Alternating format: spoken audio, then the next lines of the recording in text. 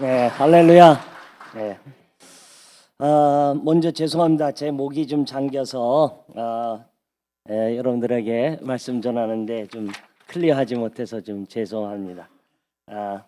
제가 우리 목사님의 그 설교 부탁을 지난 12월 마지막 주에 받게 되었습니다. 저한테 연락이 오시기를 이번 1월 7일 이번 주일에 선교 주일로 지키는데 우리 심치영 선교사님이라고 우리 베트남에 계신 우리 귀한 선교사님이 계신데 그 선교사님의 소개로 저를 이렇게 강사로 부르시겠다고 연락을 주셔서 사실 제가 오늘 저녁에 그 캄보디아로 출장 가는 일이 잡혀져 있어서 제가 좀 거절을 할까 그렇게 생각을 했다가 우리 신 목사님이 말씀하셨다 그래서 제가 아주 흔쾌히 허락을 했습니다. 그리고 또 부족한 사람을 불러주셨기 때문에 너무 감사한데 갑자기 엊그제 목요일 날 저희 본부에서 선교사들 파송식과 이런 행사 일정들이 야외의 일정이 좀 많아서 그런지 제가 그만 감기에 걸리고 말았어요. 그래가지고 그날 저녁에 아주 상당히 고통스럽게 밤을 지냈는데 마침 그 다음날 아침에 혹이라도 제가 요즘 이 코로나 시대가 되어가지고 코로나가 되어지면은 우리 가서 여러분들과 말씀 전하길 수도 없고 또 여러 가지 상황이 불편하기 때문에 제가 이제 병원을 가서 검사해 본 결과 감기 독감이고 죄송합니다. 그리고 코로나가 아니라 그래서 감사하는 마음으로 목사님한테 제가 이제 설교 본문하고 제목을 보냈습니다. 그리고 상태가 많이 좋아졌는데 또 저녁에 이제 상당히 이제 많이 그렇더라고요. 그런데 목사님께서 저한테 뭐라고 또 문자가 왔느냐 하면 오늘 교회 앞에 소개할 내용을 좀 프로필을 간단하게 좀 적어서 보내주시기 바랍니다. 근데 사실 그 문자를 받았을 때는 상당히 컨디션이 안 좋아가지고 제가 이걸 해답을 할까 말까 하고 깊은 고민에 빠졌는데 상태가 많이 좋아져서 그래서 이제 제가 보내드리고 난 다음에 사실은 또 어제도 상당히 많이 좋아졌습니다. 그래도 또 몰라서 제가 또 병원에 가가지고 또 코로나 검사를 또 했습니다. 그래서 2부 때 말씀드렸지만은 제가 13만 원씩 두 번에 26만 원을 주고 오늘 이 예배 설교하기 위해서 아주 비싼 값을 치르고 제가 여기에 왔습니다. 그래서 1부 예배 때 상당히 좋았고 2부 예배 때도 제 목소리가 좋았는데 3부 예배 때는 아무래도 조금 좀 목이 조금 잠긴 것 같은데 여러분들께서 이해해 주시기를 바라겠습니다. 사실 제가 목이 잠기는 일이 별로 없거든요. 이 감기 외에는 그런데 오늘 불편한 가운데 여러분들에게 말씀을 전하게 드리게 돼서 너무나 죄송한 마음으로 먼저 인사를 드리면서 함께 드리도록 하겠습니다. 목사님께서 저를 소개해 주신 것처럼 저는 1986년도에 제가 아프리카 선교사로 우리 총회 세계 선교회 그때 당시에는 이제 교단에서 저를 파송을 했는데 제가 우리 교단에서 99번째로 제가 선교사로 파송을 받았습니다. 이 99번째라고 하는 것은 이따 혹시 이제 영상을 통해서 보시겠지만은 1908년도에 이기풍 목사님을 제주도로 보낸 것을 우리 장로교회에서는 제1호 선교사로 치고 있습니다. 그리고 그동안 100여 년 동안 저희 교단을 통해서 선교사들이 파송된 숫자가 제가 99번째니까 그때 제가 나갈 때 현역으로 있는 선교사들이 우리 교단에서는 한 20여 명 정도 되어지고 제가 이제 99번째로 파송을 받았는데 지금 저희가 30년이 지난 지금에 와서는 저희가 지금 100개국에 2,560명의 선교사들이 파송을 되어 있습니다. 전 세계적으로 우리 개신교 선교사들이 약 한 2만 5천 명 정도 되어지는데 그 2만 5천 명 가운데에 약 60%를 미주 선교사들, 주로 미국에서 파송이나 카나다에서 파송을 받은 선교사들이 이제 나가 있고 나머지 한 20%는 유럽 지역에서 파송받은 선교사들이고요. 그 다음에 한 15%가 지금 우리 한국에서 파송받은 선교사들입니다. 그만큼 하나님께서 우리 한국을 사용하고 계시다고 하는 것을 우리가 숫자적으로도 증명을 할 수가 있고요. 그 다음에 또 그 가운데에서도 이 아시아권에서 나와 있는 선교사들을 분석을 한다고 하면은 우리 한국을 제외하고는 거의 선교사들이 파송이 봐서 있지 않게 되어집니다. 일본도 그렇고 대만도 그렇고 싱가포르도 그렇고 다들 선교 피선교지지 선교사를 파송할 만큼의 역량이 있는 그러한 나라들은 아닌 것이죠.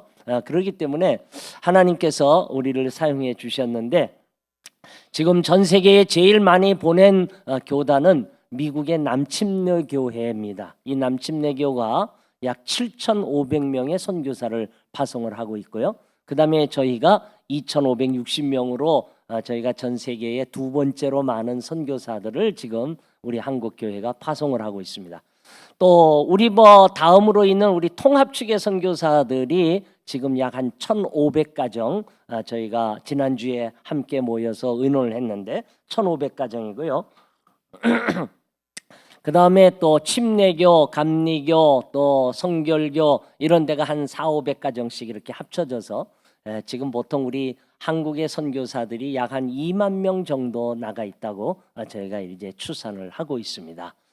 그 가운데에 저희 GMS가 한 2,500명의 선교사를 한 10분의 1 이상을 감당을 하고 있는 것도 하나님의 큰 은혜고 축복이라고 여기면서 오늘 특별히 새해에 첫 들어와서 선교주의를 지키면서 선교사들을 위해서 기도하고 후원하는 우리 당진제일교회의 우리 교회와 온 성도님들 앞에 다시 한번 선교사를 대표해서 감사를 드리면서 또 계속해서 저희들을 위해서 기도해 주시기를 부탁을 드리겠습니다.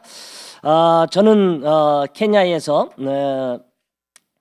제가 1부, 2부 예배 때는 시간이 정해져 있어가지고 굉장히 짤막하게 드렸는데 그래도 제 3부 예배는 목사님께서 조금 여유가 있으니까 괜찮다고 이렇게 말씀을 드려서 제가 좀 다른 선교 보고도 좀 곁들이도록 그렇게 하겠습니다.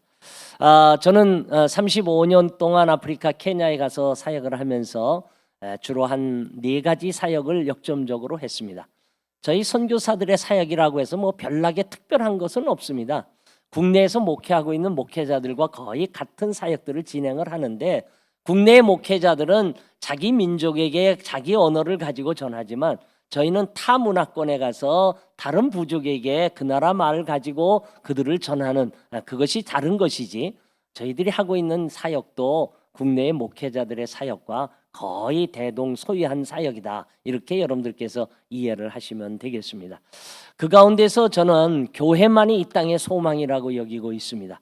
교회를 통해서 하나님의 역사가 일어나고 교회를 통해서 또 다른 하나님의 복음이 계속해서 전파되어져 나가기 때문에 이 교회만큼은 하나님께서 세우신 마지막 복음 전파의 보류이고 또 최선의 하나님께서 선택하신 곳이라고 여겨지게 되어집니다. 그래서 제가 나가 있는 국가의 동아프리카 이 교단하고 장로 교단하고 함께 저희가 이제 교회 개척 사역에 제가 이제 멤버로 뛰고 있습니다. 저희가 개척 사역은 뭐냐 하면은 아직도 교회가 안 들어가 있는 지역들이 많아요. 저희가 이제 지리적 여건 때문에 이런 그 부시 이 사막이나 광야 지방 안으로 들어가게 된다고 하면은 사람의 발길이 잘 닿질 않아서 교회가 세워지지 않는 곳들이 많이 있습니다.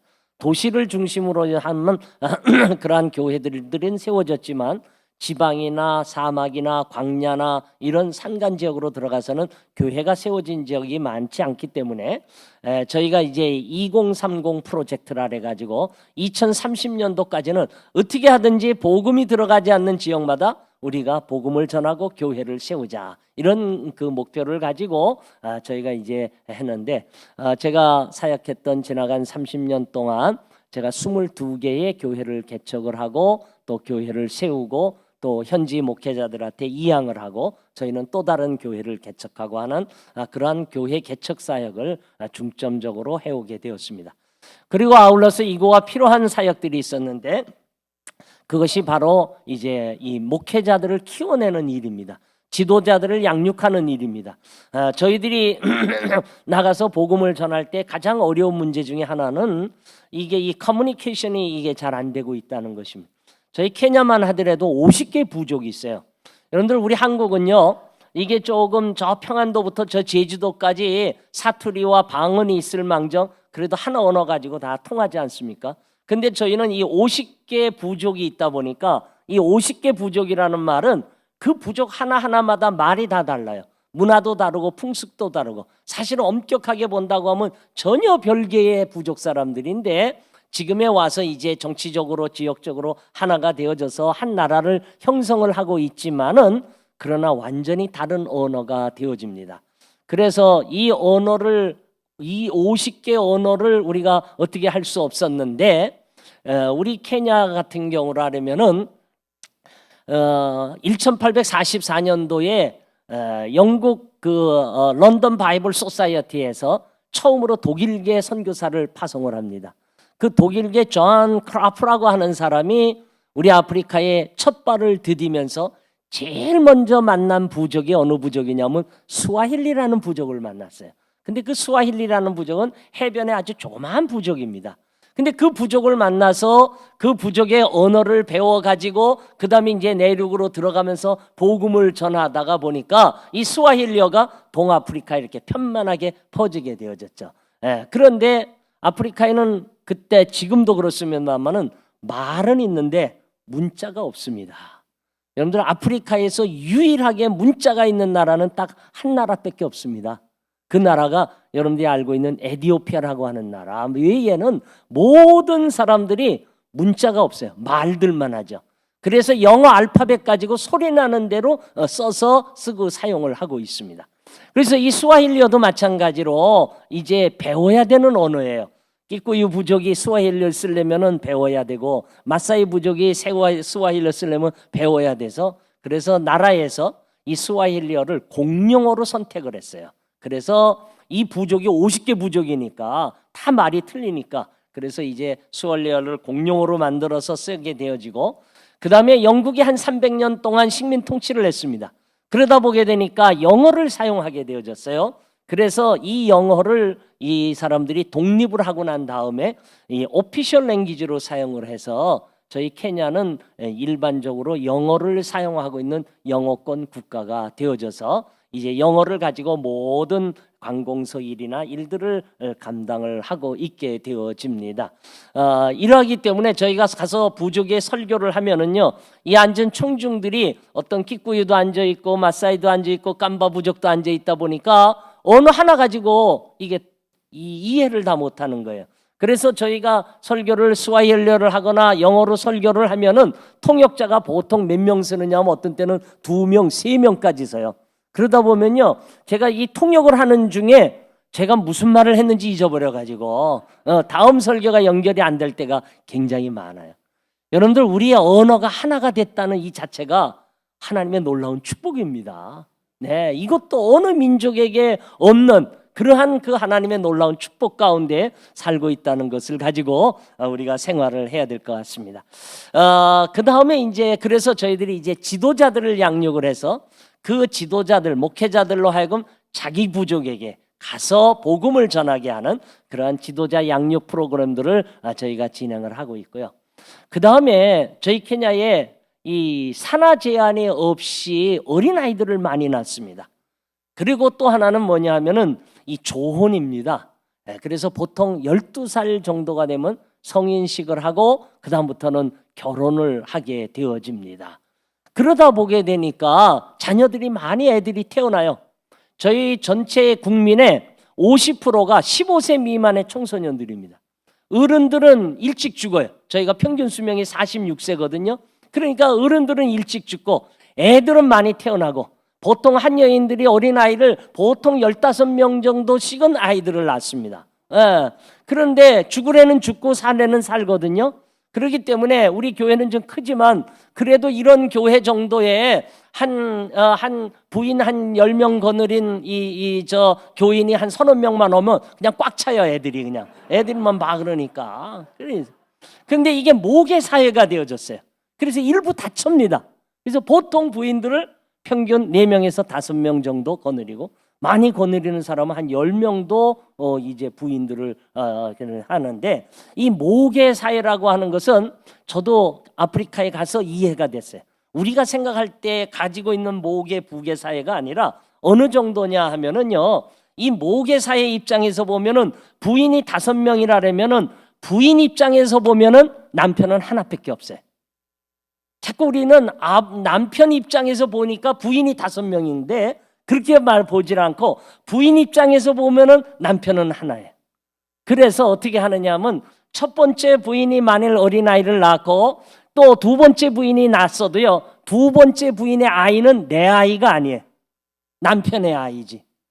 이해가 되십니까? 예. 이제 이러다 보니까 어떤 현상도 있느냐 하면은 만일 둘째 아이가 먹을 것이 없어서 굶어 죽어도 첫째 부인이 안 먹여요. 왜? 내 아이가 아니니까.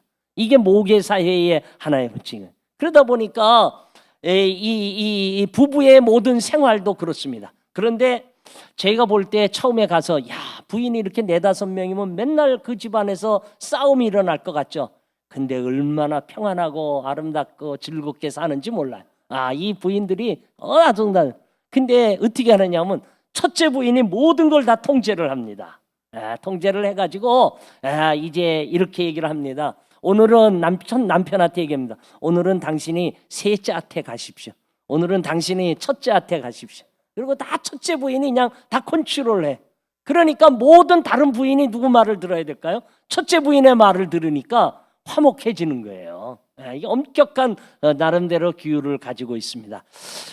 그래서 그 많은 어린아이들이 태어나서 교육의 혜택도 못 받고 또 제대로 먹지 못하고 이렇게 되어져서 저희가 이제 교회마다 어린이 선교원과 같은 것들을 저희가 이제 Children Youth Ministry라 해가지고 선교원을 설립을 해서 그곳에서 아이들을 가리키고 글도 가리키고 이렇게 합니다. 그래서 제가 케냐에 가서 지금 초등학교를 4개를 해서 지금 현재도 저희가 한 초등학교가 한 400명 정도 학생들을 저희가 이제 학교를 운영을 하고 있는데 그 일은 제 아내가 이제 중점적으로 하고 있습니다. 제가 한국에 들어와 있어도 제 아내가 케냐에서 어린아이들 학교 사역들을 진행하다가 지금 방학을 맞이해서 잠깐 들어왔는데 이제 또 나가게 되어지죠.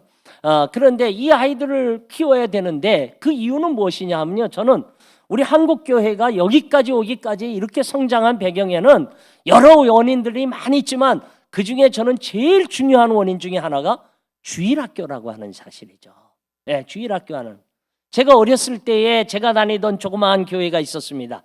저는 그 남서울 중앙교회라고 하는 지금 그때는 약수중앙교회인데 우리 피종진 목사님이 세우신 교회에 저희 부친이 같이 이제 개척을 해서 교회를 세웠는데 그 교회에 우리 교인들이 한 60명 정도 됐어요. 그리고 주일학생들이 한 50-60명 나왔습니다.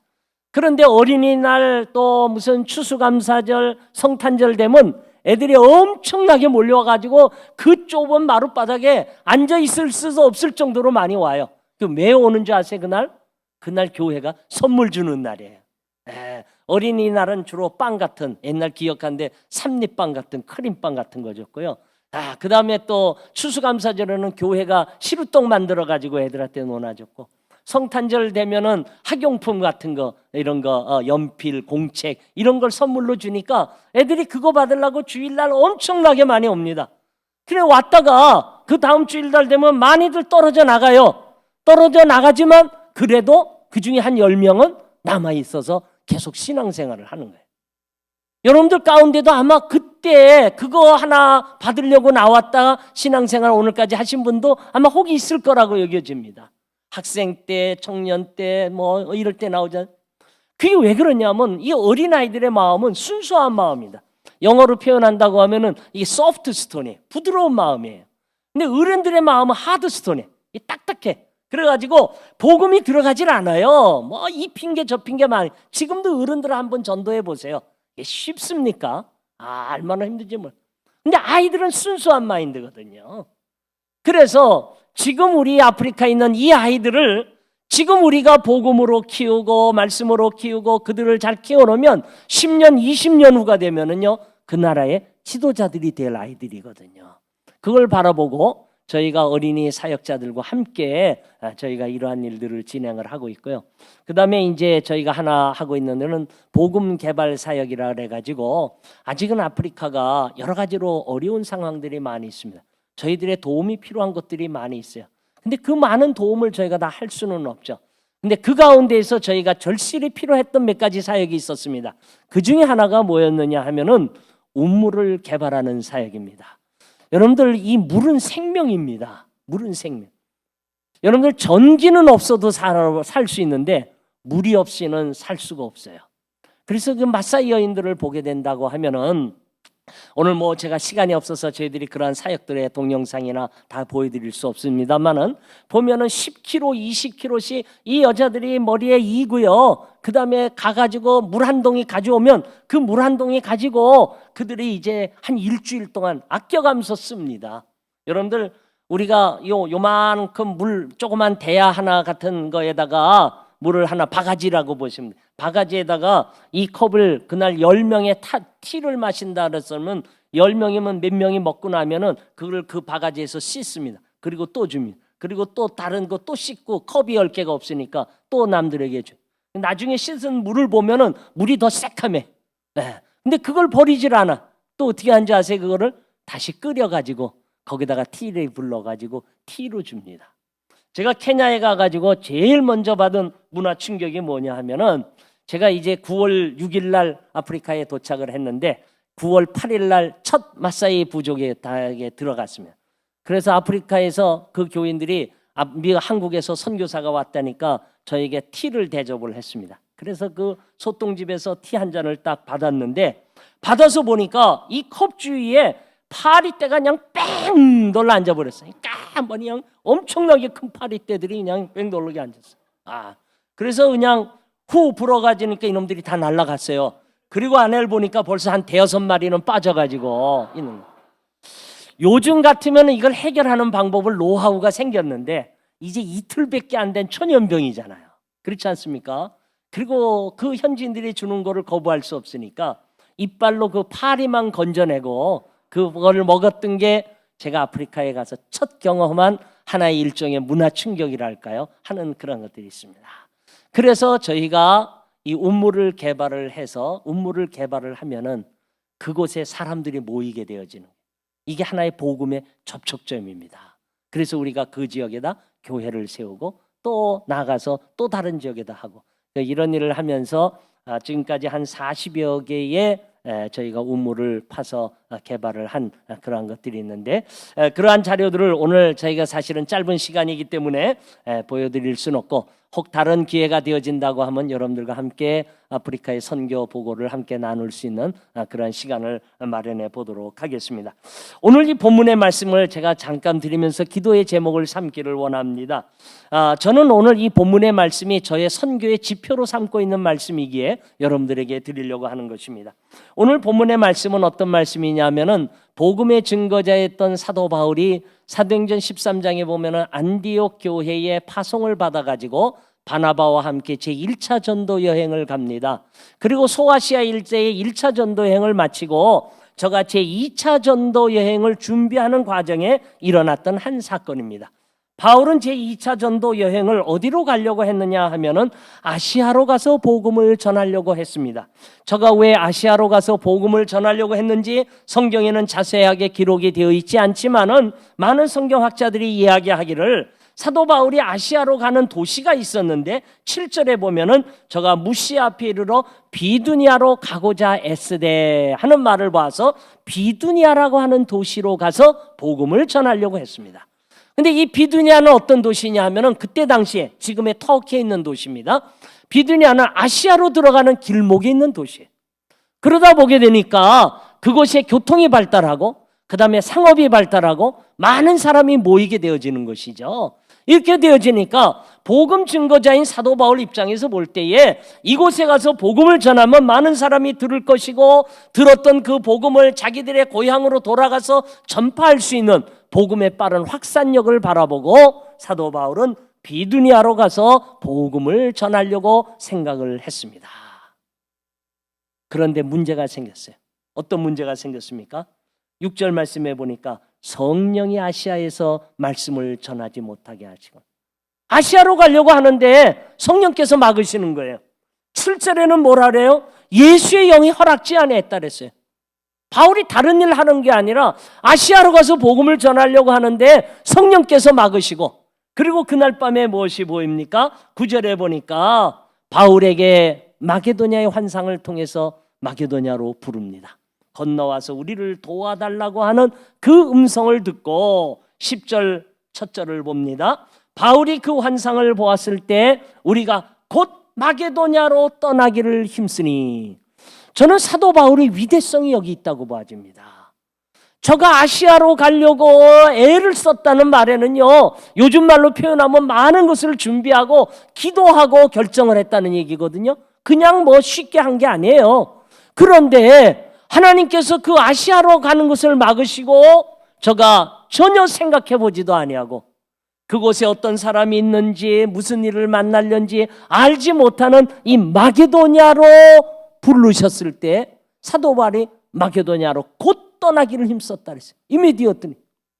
요즘 우리가 표현하면 이렇게 표현하죠. 하나님, 제가 마게도냐는 전혀 아직 생각도 못 해봤어요. 기도도 못 해보고 저는 비두니아로 가려고 하는데 조금 기다리시죠. 제가 좀 더 기도해보고 결정하겠습니다. 그게 우리의 요즘 상황 아니에요? 하나님께서 저와 여러분에게 말씀하실 때 그러죠. 하나님, 제가 지금 조금 형편이 이런데 조금 나중에 한번 생각해보고 제가 결정하겠습니다. 그렇게 우리가 생각할 때가 많이 있다는 거예요. 근데 바울은 그러지 않았어요. 전혀 예상 밖의 일이었지만은 하나님이 부르시니까 어떻게 했어요? 곧 immediately 저가 마게도냐로 떠나기를 힘썼다 그랬어요. 우리는 여기에서 아주 중요한 성경적 원리를 하나 발견합니다. 그게 무엇인지 아시죠? 우리의 계획도 중요하고 우리의 결정도 중요하지만 이보다 더 중요한 것은 성령께서 우리에게 어떻게 말씀을 하시느냐, 주님께서 우리들에게 무엇라고 말씀하시느냐, 그 인도하심에 순종하는 것이 더 중요한 것임을 다시 한번 깨달을 수 있기를 주의 이름으로 축원합니다. 오늘 저희 선교사들도 마찬가지예요. 제가 간 것 같지만은 사실 제가 간 게 아니죠. 우리 주님이 보내셨어요. 그리고 주님의 말씀에 순종하며 나아갈 때 우리는 하나님의 아름다운 역사를 이루어 나갈 줄 믿습니다. 그런데 오늘 우리가 그러지 못하는 상황들이 너무나도 많이 있다는 사실이죠. 서울에 가면은 그 양화진이라는 곳에 선교사들의 묘가 있습니다. 외국인 묘들이 있습니다. 그곳에 한 500구가 있습니다. 근데 그 500구가 있는 그 가운데 한 250구 절반이 1900년대에 우리 한국 땅에 나와 있는 선교사들과 선교사들의 그 자녀들 또 혹은 관련된 사람들의 묘가 거기 있습니다. 이 묘가 생겨난 역사적인 배경은 이렇습니다. 1884년도에 우리나라에 갑심정변이 일어났습니다. 그때 그 개화파 중에 하나였던 민영익이라고 하는 사람이 칼침에 맞아가지고 거의 사경을 해마게 되어졌어요. 그때 당시에 한의학으로서는 이 사람을 치료할 길이 없었습니다. 근데 그때 당시에 미국의 북장로교 선교부에서 파송한 의료 선교사 한 사람이 있었는데 알렌이라고 하는 선교사입니다. 그 선교사가 이 민영익을 정성껏 치료해가지고 3, 4개월 만에 이 사람의 목숨을 살려냈습니다. 근데 이 민영익이 누굽니까? 그때 당시 고종 황제의 황후였던 민비의 친척이지 않았습니까? 이 일로 인해 가지고 이 알렌이 궁중에 들어가게 되고 고종의 하사로 인해서 우리나라의 최초로 광해원 제중원이라고 하는 현대식 병원이 생겨나게 되어졌습니다. 그리고 나서 이제 이 미국과 우리 조선과 수교가 되어져서 알렌이 그때 이 주미공사로 가게 되니까 그 제중원을 담당할 의료 선교사가 또 필요했어요. 그래서 미국의 북장로교 선교부가 또다시 선교사를 파송합니다. 그때 헤론이라고 하는 젊은 선교사를 파송을 했습니다. 그래서 이 사람도 우리 한국에 와가지고 5년 동안 사역을 하는데, 제가 평일에는 이 왕실에서 왕과 내신들을 진료하다가 이 시간이 나는 대로 이 사람은 오늘날 표현에 의하면 왕진 가방 안을 들고 백성들에게 치료를 하다가 그만 장티푸스에 걸리게 되어집니다. 그래서 죽게 되어져요. 그래서 이 사람을 땅에 묻어야 되는데 한여름이라 시신은 썩어가고 뭐 냉동시설이 있었던 것도 아니고 이래서 어쩔 수 없는 상황이었는데 사대문 안에는 이 사람을 쓸 수가 없다고 하는 게 그때 당시의 양반들의 가도니까 어쩔 수 없이 이 고종이 신미양요 때 이 절두산이라고 이 천주교 신자들의 목을 쳐서 죽였던 그러한 곳이 있었는데 그게 바로 양화진이었어요. 여기를 이분의 묘로 허락을 해서 이분이 거기에서 묻히게 됨으로 인해서 그 다음부터는 선교사들이 다 거기에 묻히게 되어졌다고 하는 사실입니다. 저는 이 알렌이나 이 헤론과 같은 선교사들은 우리 이름이 여러분들이 잘 알지 못하지만요, 저는 이런 선교사님들을 뭐라고 부르느냐 하면은 도어매트라고 부릅니다. 이 도어매트라는 게 뭐냐면 여러분들 그 집에 들어갈 때 그 현관문에 조그만 이렇게 깔판이랄까요? 그게 하나 있지 않습니까? 그거 밟고 들어가죠.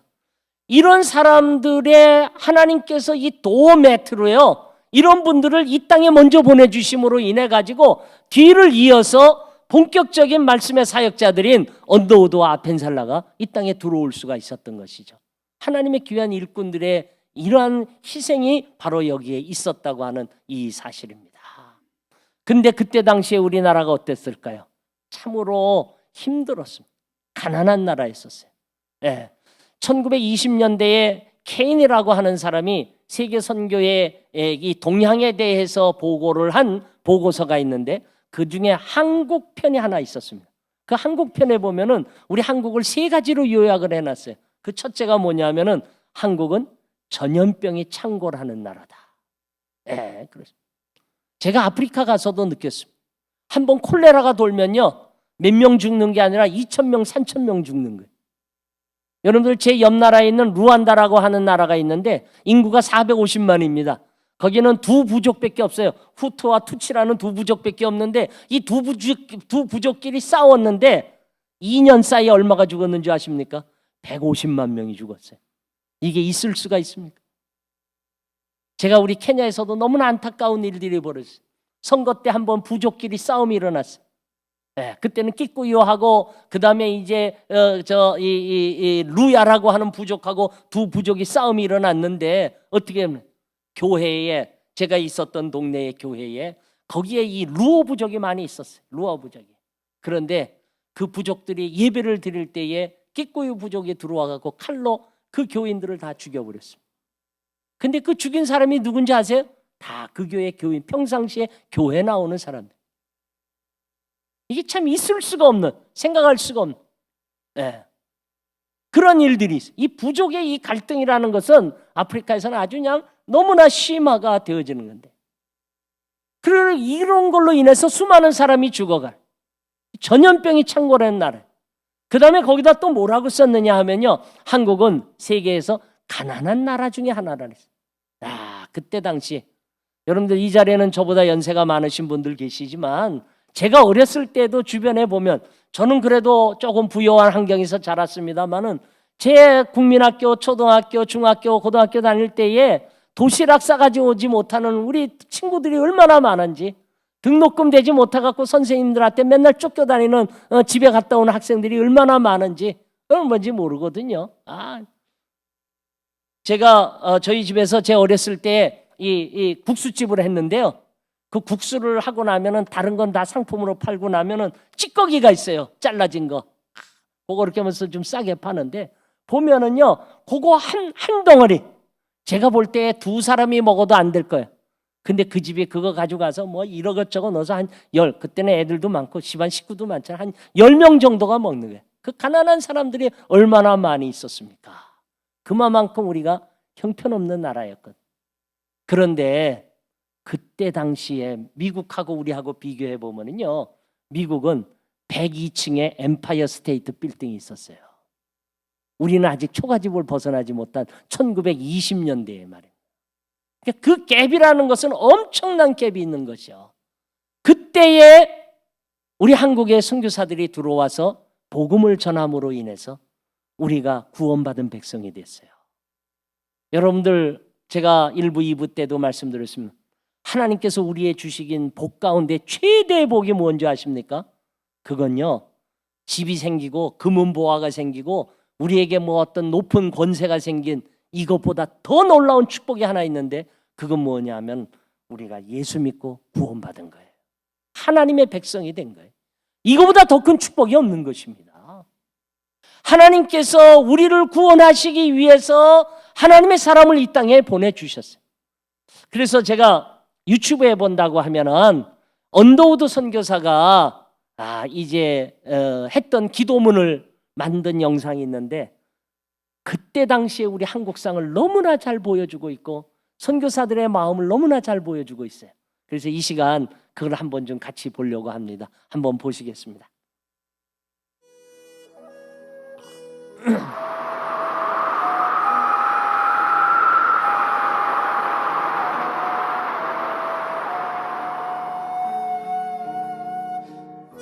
주여, 지금은 아무것도 보이지 않습니다. 주님, 메마르고 가난한 땅, 나무 한 그루 시원하게 자라오르지 못하고 있는 땅에 저희들을 옮겨와 심으셨습니다. 그 넓고 넓은 태평양을 건너왔는지 그 사실이 기적입니다. 주께서 붙잡아 뚝 떨어뜨려 놓으신 듯한 이곳, 지금은 아무것도 보이지 않습니다. 보이는 것은 고집스럽게 얼룩진 어둠뿐입니다. 어둠과 가난과 인습에 묶여있는 조선 사람뿐입니다. 그들은 왜 묶여있는지도 고통이라는 것도 모르고 있습니다. 고통을 고통인 줄 모르는 자에게 고통을 벗겨주겠다고 하면 의심부터 하고 화부터 냅니다. 조선 남자들의 속셈이 보이지 않습니다. 이 나라 조정의 내심도 보이질 않습니다. 가마를 타고 다니는 여자들을 영영 볼 기회가 없으면 어쩌나 합니다. 조선의 마음이 보이지 않습니다. 그리고 저희가 해야 할 일이 보이지 않습니다.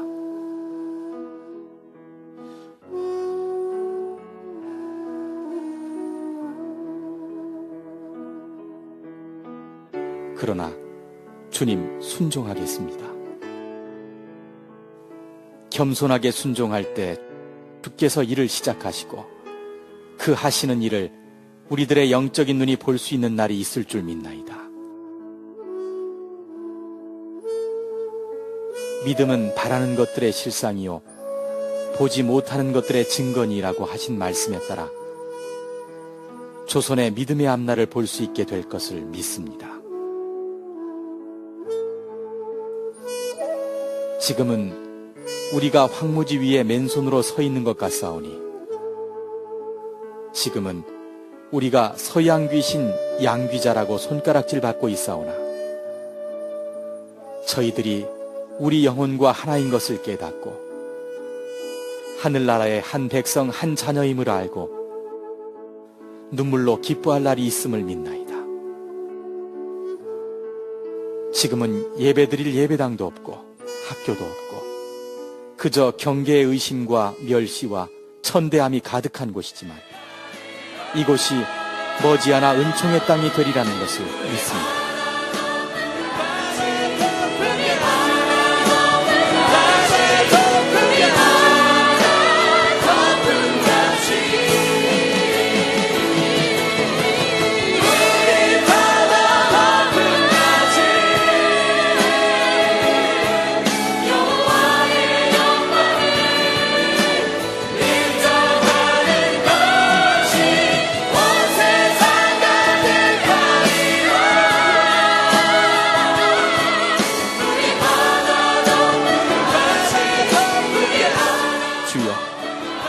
오직 제 믿음을 붙잡아 주소서. 네, 짧은 영상이지만은 그때 당시 우리의 상을 보여주고 있지 않습니까? 저는 한국에 들어올 때마다 이 양화진 묘에 가서 묵상을 합니다. 특별히 그 언더우드의 묘 앞에 가서 제가 묵상을 할 때, 하나님 왜 이들이 여기에 묻혀 있을까요? 아까 말씀드린 대로 그들이 자기의 어떤 일가 친척을 만나기 위해서 이 땅에 온 것도 아니었습니다. 저들이 또 돈을 벌려고 우리 한국 땅에 온 것도 아니었어요. 저들이 어떤 높은 권세를 얻기 위해서 한국 땅에 온 게 아니었어요. 그럼 왜 왔을까? 저에게 퀘스천이 있었습니다. 그런데 바로 그 옆에 전시관에 갔는데 그 전시관 안에 한 줄기의 이 빛으로 쏘아진 글씨가 있는 걸 보았습니다. 그것을 보고 제가 바로 해답을 찾았습니다. 그것이 무엇인지요? 한번 보시겠습니까? 우리 한번 같이 읽어볼까요? 하나님이 조선을 이처럼 사랑하사. 바로 이것입니다. 그들이 오려고 온 게 아니었었어요. 누구였습니까? 하나님이 우리 조선을 사랑해서 그들을 보내셨어요. 오늘 우리 한국교회가 착각을 하지 말아야 될 것이 우리가 선교사를 보내는 게 아니에요. 네?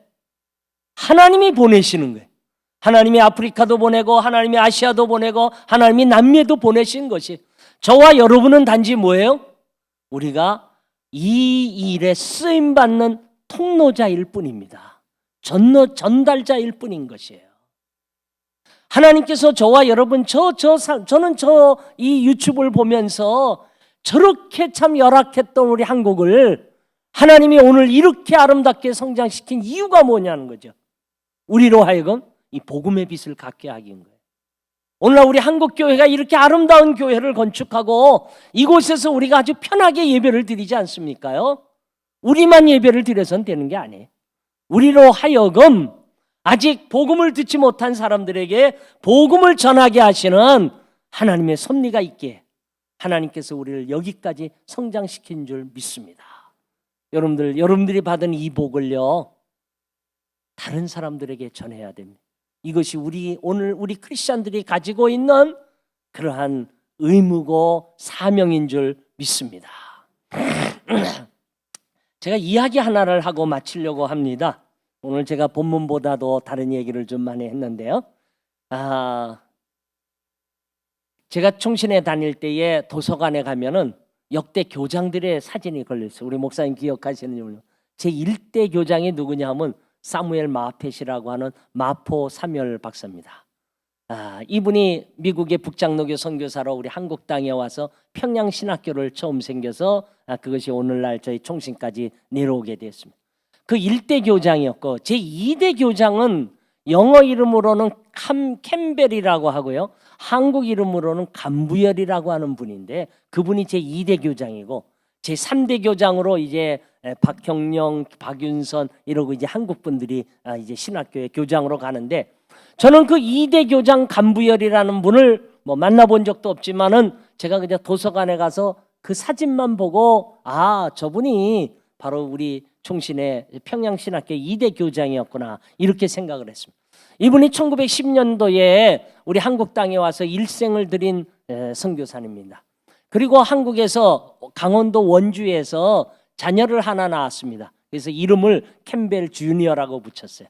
그리고 이 사람이 한국에서 어린 시절을 보내고 제가 미국에 가서 미국에서 칼빈 신학교를 졸업을 하고 목사가 된 다음에 선교사가 되어가지고, 이분은 어디로 선교사로 왔느냐 하면 제가 간 케냐로 선교사를 왔습니다. 제가 들어갔을 때에 이미 그분은 40여 년의 사역을 하고 이제 미국으로 은퇴를 하고 들어가는 시기에 제가 그분을 만났습니다.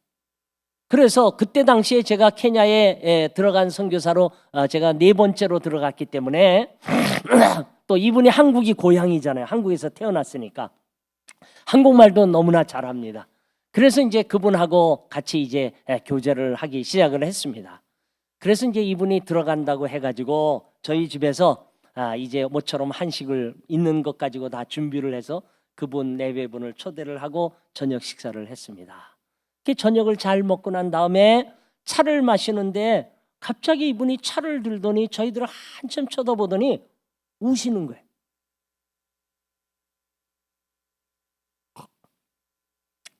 그분의 말은 이렇습니다. 자기 아버지가 한국에서 그렇게 유명한 선교사가 아니라는 거예요. 한국에 가보니까 맨날 언더우드 아펜셀러만 얘기하지 자기 아버지를 얘기하는 사람은 한 사람도 못 들었대. 저도 몰랐으니까 선교사로 나온. 그리고 자기도 케냐에 와가지고 40년을 사역을 했는데, 이분이 세운 교단이 아프리카 이반젤리컬 프레스비테리안 처치라고, 저희가 거기에 소속해서 이제 같이 동역을 하는데 40년 사역했는데 교회가 40개밖에 없어요. 제가 갔을 때. 네. 그러니까 이분도 마음이 무거운 거예요. 그렇게 열매가 없는 거예요. 많은 힘을 쏟았는데, 이래서 그 무거운 마음을 가지고 이제는 어쩔 수 없이 은퇴가 되어져서 가게 됐는데, 이분이 그날 저녁에 이렇게 말씀하시는 거예요. 뭐라냐면, 내가 오늘 당신들을 보니까 우리 아버지가 한국 땅에 뿌린 씨앗이 결코 헛된 줄 알아서 헛되지 않은 것을 이제 알았습니다. 아버지가 우리 한국 땅에서 평생 뿌렸던 복음의 씨앗이 100년이 지나가지고 한국 땅에서 싹이 나고 열매가 맺어져서 한국 교회가 이곳 아프리카까지 선교사를 보낸 것이 바로 우리 아버지가 뿌렸던 복음의 열매인 줄 믿고 저는 감사합니다. 그러면서 저희들한테 뭐라고 말씀하시냐면, 여러분들도 힘들지만 끝까지 남아서 이 일을 감당해 주시기를 바랍니다. 여러분들, 이제 그때 저는요 30대 초반에 이제 선교사 경력 2년밖에 안 된 초년병입니다. 근데 엄청난 감화가 먼저 왔어요. 제가 선교지에서 35년 있는 동안에 저도 선교지를 떠나고 싶을 때가 한두 번이 아니었었습니다. 그러나 그때마다 저는 이 간부열 선교사님의 아들이 했던 그 말이 제 귀에 늘 들어옵니다. 여러분들, 지금은 우리가 눈에 보이지 않나요? 오늘 언더우드 선교사가 얘기했듯이. 그러나 그들이 뿌렸던 그 씨앗이 100년이 지나서 오늘 한국교회가 이렇게 아름다운 교회로 성장을 했습니다. 지금 여러분들이 후원하는 선교사들이 미약해 보이고요, 아무것도 아닌 것처럼 보이지만은, 그러나 하나님의 때가 되면은요, 그때에 하나님께서 분명히 거두어 드릴 줄 믿습니다. 문제는 뭐냐면 우리가 자꾸 때를 정하니까 문제가 오는 거예요. 우리 때가 아니에요. 하나님의 때입니다. 하나님의 때. 저도 하나님의 은혜로 말미암아 일을 하다 보게 되니까 벌써 시간이 되어져서 이제 은퇴할 나이가 되어져 버리고 말았습니다. 제가 4살 된 딸아이와 1살 된 아들을 데리고 사역지에 들어갔어요. 그리고 하나님의 은혜로 잘 성장을 해서 벌써 2 아이 다 결혼을 하고, 저도 이제 손자, 손녀가 3명씩이나 있는 어였던 할아버지가 되어졌고, 30대, 40대, 50대, 60대 전반을 보내고, 제가 금년에 벌써 7순이 되어져 버리고 말았습니다. 하나님의 은혜로 여기까지 왔는데, 저도 미약한 사역인데 이제 제가 본부의 사역을 마치고 제가 돌아가게 된다고 하면은 마지막을 이제 정리해야 될 그러한 입장입니다.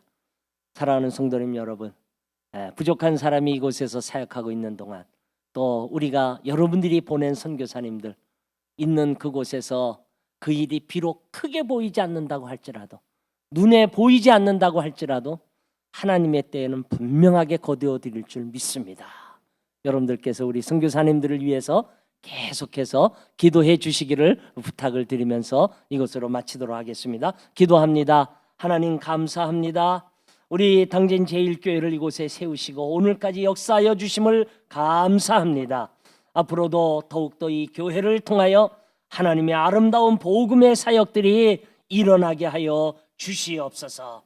이 일에 쓰임받는 우리 교회가 되어질 수 있도록 우리 하나님 역사하여 주시옵소서. 감사하며 예수님의 이름으로 기도하옵나이다. 아멘.